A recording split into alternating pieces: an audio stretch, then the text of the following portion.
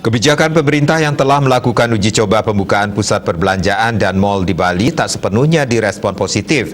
Masalahnya, persyaratan wajib untuk bisa masuk ke pusat perbelanjaan menggunakan aplikasi Peduli Lindungi dinilai menimbulkan diskriminasi. Dalam waktu dekat, penggunaan aplikasi Peduli Lindungi juga diwajibkan untuk pengunjung supermarket.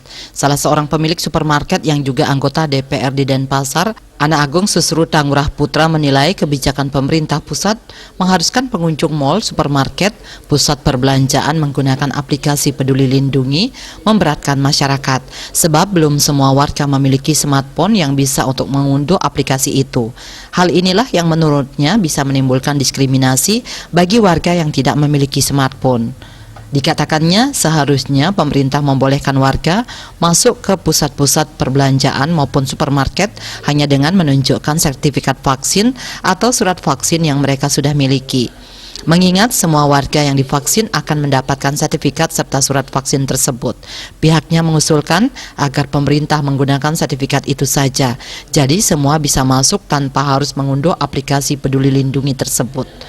Susruta menilai warga kota pun belum semua memiliki smartphone serta paham dengan IT. Terutama ibu-ibu yang sering ke pasar belum tentu paham sehingga mereka tidak memiliki aplikasi tersebut.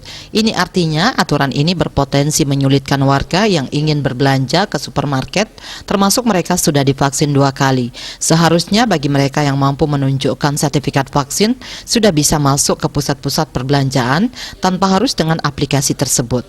Seperti diketahui, sejumlah pusat perbelanjaan dan mal di Bali sudah mulai uji coba buka sejak keluarnya SE Gubernur nomor 15 tahun 2021 tentang PPKM. Pengunjung bisa masuk mal dengan ketentuan 50% dari kapasitas daya tampung. Selain itu, pengunjung juga wajib menggunakan aplikasi Peduli Lindungi. Asmara Putra, Bali Post melaporkan.